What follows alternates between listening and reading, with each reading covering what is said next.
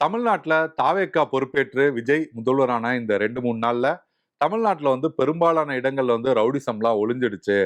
இன்னும் சொல்லப்போனா திருச்சியில 300க்கும் மேற்பட்ட ரவுடிகள் வந்து இனிமே நாங்க இந்த தொழில்லாம் செய்ய மாட்டோம் அப்படின்னு சொல்லி தங்களோட தொழிலையே விட்டுட்டு போயிட்டாங்க.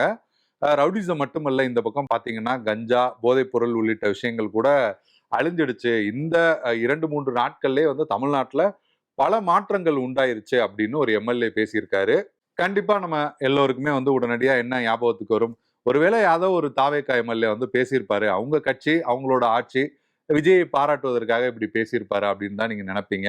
ஆனா, இப்படி விஜய் வந்து எல்லோரையும் பீட் பண்ற அளவுக்கு ஒருவர் கூட வந்து பதிவு போட்டிருந்தாரு. நாளைய தீர்ப்பு படத்துல இருந்து விஜயோட ரசிகரா இருந்தவங்க கூட விஜய் வந்து இவ்வளவு பாராட்டியிருக்க மாட்டாங்க, புகழ்ந்திருக்க மாட்டாங்க. அந்த அளவுக்கு புகழ்றாரு அப்படின்ற மாதிரி இந்த பாராட்டை வந்து குறிப்பிட்டு கூட போட்டிருந்தாங்க.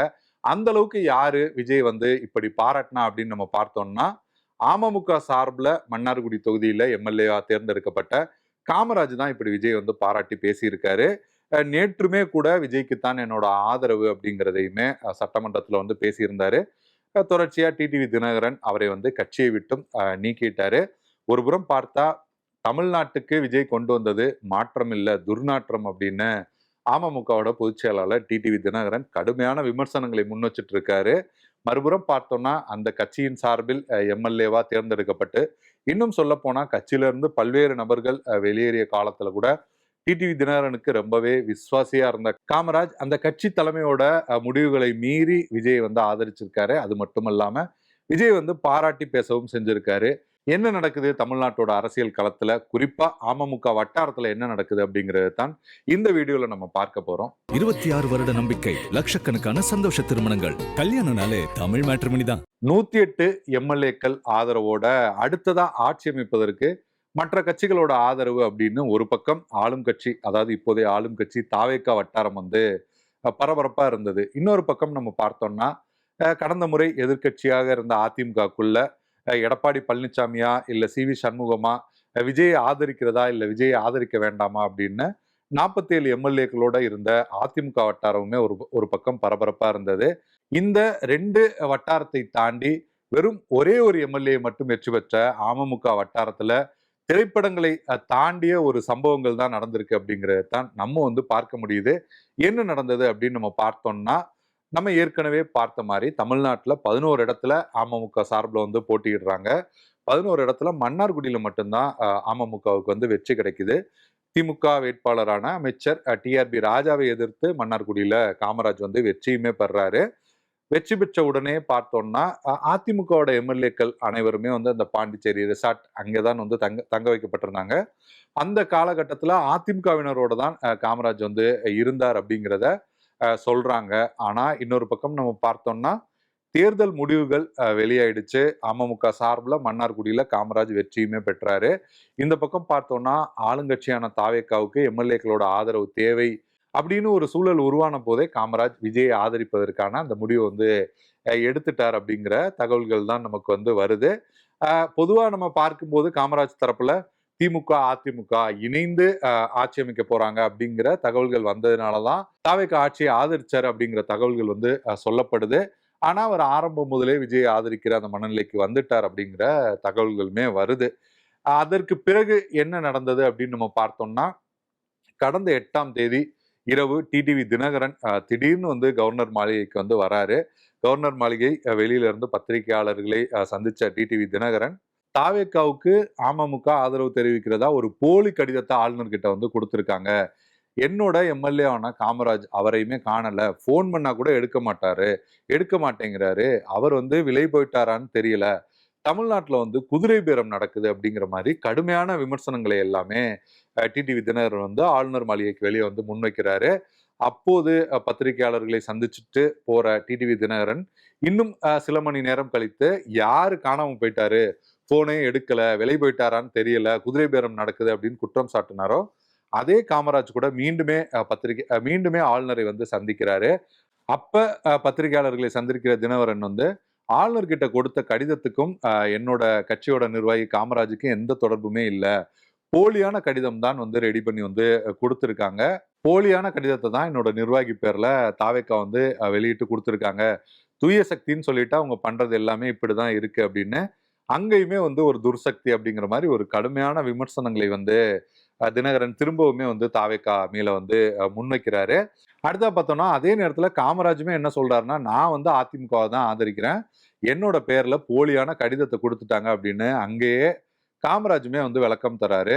டிடிவி தினகரன், காமராஜ் 2 பேருமே தாவேக்கா மேல விமர்சனங்களை முன்வச்ச உடனே, தாவேக்கா தரப்புல இருந்து காமராஜ் வந்து தன்னோட சுயநினைவோட தான் இந்த கடிதத்தையே வந்து எழுதினாரு. இந்த ஆதரவே வந்து தாவேக்காவுக்கு குடுத்தாரு அப்படின்னு அவங்களுமே ஒரு வீடியோ வெளியிடுறாங்க. மறுபுறம் பார்த்தோம்னா தினகரன் தரப்பு அது வந்து ஏஐ வீடியோ அப்படிங்கிற விஷயங்களை மறுக்கிறாங்க. கிண்டி காவல் நிலையத்திலயுமே இந்த போலி கடிதம் இந்த விஷயங்கள் தொடர்பா ஒரு புகாருமே டிடிவி தினகரன் தரப்பால கொடுக்கப்படுது. இப்படியான சம்பவங்கள் எல்லாம் நடந்துட்டு இருக்கும்போது மே 12ஆம் தேதி சட்டமன்றத்துல வந்து சபாநாயகர், துணை சபாநாயகர் அந்த தேர்வு எல்லாம் நடக்குது. அதற்கு வந்து ஒவ்வொரு கட்சியில இருந்தும் உறுப்பினர்கள் வந்து பேசுறாங்க. அப்போது பேசிய காமராஜ் வந்து திடீர்னு நான் வந்து தாவேக்காவை ஆதரிக்கிறேன். இந்த அரசாங்கத்தை வந்து நான் ஆதரிக்கிறேன். 5 ஆண்டுகள் முழுமையாக இந்த அரசாங்கத்தை வந்து நான் ஆதரிப்பேன். இந்த ஆட்சி வந்து முழுமையா 5 ஆண்டுகள் நீடிக்க வேணும். என்னோட ஆதரவு இருக்கும் அப்படிங்கிற மாரியான கருத்துக்களை வந்து தெரிவிக்கிறாரு. அதற்கு முன்பாகத்தான் நான் அதிமுகவை தான் ஆதரிக்கிறேன். அந்த கடிதத்துக்கும் எனக்கும் தொடர்பே இல்ல அப்படின்னு சொன்ன காமராஜ், சட்டமன்றத்துல நான் தாவேக்காவை ஆதரிக்கிறேன் அப்படின்னு வெளிப்படையாவே அறிவிக்கிறாரு. அந்த நிலையில பார்த்தீங்கன்னா, டிடிவி தினகரன் உடனடியா கட்சி கட்டுப்பாட்டை மீறிய காமராஜை வந்து நான் கட்சியை விட்டு நீக்குகிறேன் அப்படின்னு அறிவிக்கிறாரு. இன்னும் சொல்லப்போனா அமமுக தொண்டர்கள், கூட்டணி கட்சி தோழர்கள் இவங்க எல்லாம் உழைச்சுதான் காமராஜ் வந்து வெற்றி பெற்றிருக்காரு. அதையும் தாண்டி அவர் வந்து இந்த மாதிரி தாவேக்காவை ஆதரிக்கிற வந்து கட்சி கட்டுப்பாட்டை மீறி வந்து அவர் வந்து செயல்பட்டதுனால அவரை நான் கட்சியை விட்டு நீக்குகிறேன் அப்படின்னு நீக்கிறாரு. அதே நாள்ல விஜய், அதாவது தாவேக்கா தலைவர் விஜயுமே வந்து காமராஜ் வந்து அதிகமா புகழ்ந்த சம்பவங்களும் நடந்தது. அப்படியே அதற்கு அடுத்த நாள் நம்ம பார்த்தோம்னா மே 13ஆம் தேதியுமே மீண்டுமே காமராஜ் வந்து நம்பிக்கை வாக்கெடுப்பில் வெற்றி பெற்றதற்கு பிறகு வந்து அதே காமராஜ் வந்து மீண்டுமே விஜய் வந்து புகழ்றாரு.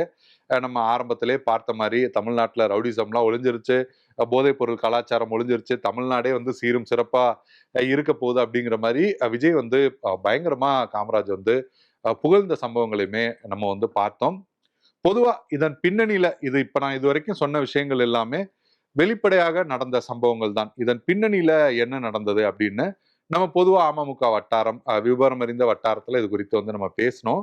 அவங்க சொன்ன தகவல்கள் இதுதான். அதாவது ஆரம்பத்திலேயே காமராஜ் வந்து தாவேக்கா ஆதரிக்கிற முடிவுக்கு வந்து வந்துட்டாரு.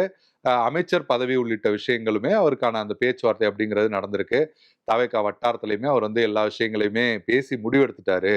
இந்த விஷயங்கள் டிடிவி தினகரனுக்கு வந்து தெரியாது. அந்த சூழல்ல தான் ஆளுநர் மாளிகைக்கு தாவேக்கா தரப்புல இருந்து ஒரு கடிதம் வந்து கொடுக்குறாங்க. அதாவது எங்களை யார் யார் ஆதரிக்கிறா, எந்தெந்த கட்சிகள் ஆதரிக்கிறா அப்படிங்கிற மாதிரியான கடிதங்களை வந்து விஜய் தரப்புல இருந்து கொடுக்குறாங்க. அந்த கடிதத்துல அமமுகவோட எம்எல்ஏ காமராஜ் பேரும் இருக்கு. இந்த நிலையில ஆளுநர் மாளிகையில இருந்து டிடிவி தினகரனுக்கு வந்து கூப்பிட்டு இந்த மாதிரி உங்க கட்சியோட நிர்வாகியும் ஆதரிக்கிறாரு அப்படிங்கிற மாதிரியான தகவல்கள் வந்து பரிமாறப்பட்டிருக்கு. உடனே தான் டிடிவி தினகரன் பதறி அடிச்சுட்டு ஆளுநர் மாளிகைக்கு வந்து அந்த காலகட்டத்துல வந்து வந்தாரு. எம்எல்ஏ காணா, அவர் வந்து விலை போயிட்டாரு, குதிரை பேரம் நடக்குது அப்படின்னு பல்வேறு குற்றச்சாட்டுகளையுமே டிடிவி தினகரன் வந்து அப்போ வந்து முன் வச்சாரு. திரும்பவும் அவரோட ஆட்கள் தேடி பிடிச்சு காமராஜை வந்து மீண்டுமே வலுக்கட்டாயமா வந்து கூட்டிட்டு வந்துட்டாங்க. அப்ப அவர் கூட இருந்தது அவரோட ஆட்கள் எல்லாருமே இருந்ததுனாலதான் காமராஜ் வந்து அப்படி நான் அதிமுக தான் ஆதரிக்கிறேன், எனக்கும் அந்த கடிதத்துக்கும் சம்பந்தம் இல்லை இப்பெல்லாம் வந்து பேசினாரு. அது மட்டும் இல்ல, அதற்கு பிறகும் காமராஜ் எங்கெங்க போறாரோ அவர் கூடவே 2 அமமுகவோட மாவட்ட செயலாளர்கள் போனாங்க. அதாவது டிடிவி தினகரனோட அறிவுறுத்தல் படி காமராஜ் கூடவே 2 அமமுகவோட மாவட்ட செயலாளர்களுமே போனாங்க. ஆனா சட்டமன்றத்துக்கு போன பிறகு காமராஜ் வந்து அவர் ஏற்கனவே எடுத்திருந்த முடிவின்படி விஜய் ஆதரிச்சு வந்து அவர் வந்து பேசிட்டாரு. விஜய் ஆதரிச்சு பேசிட்டாரு, விஜய் பாராட்டியுமே பேசிட்டாரு. அப்படியான தகவல்கள் அப்படிங்கிறது தான் வந்து நமக்கு வருது.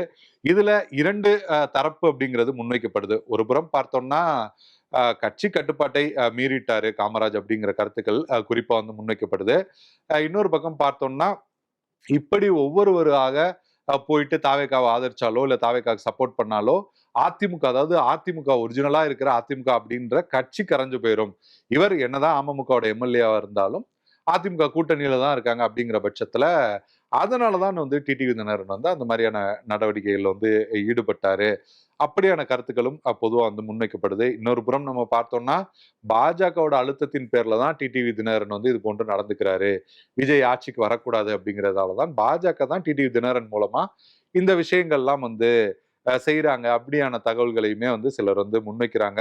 அதையும் தாண்டி நம்ம பார்த்தோம்னா, தாவேகாவும் வேண்டாம், திமுகவும் வேண்டாம்.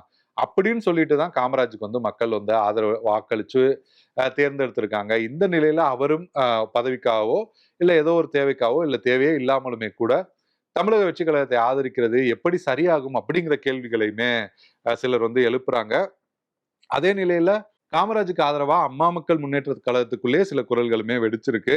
அவர்கிட்ட தினகரன் வந்து ரொம்ப வந்து ஒரு அதிகாரமா நடந்துக்கிட்டாரு. ஒரு ஆதிக்கம் செலுத்துற மாரி அவர்கிட்ட நடந்துக்கிட்டாரு. அதனால வந்து நாங்க வந்து கட்சிய விட்டு விலகுறோம் அப்படின்லாம் ஒரு சிலர் வந்து கட்சிய விட்டு விலகுற சூழலையுமே நம்ம வந்து பார்க்க முடியுது.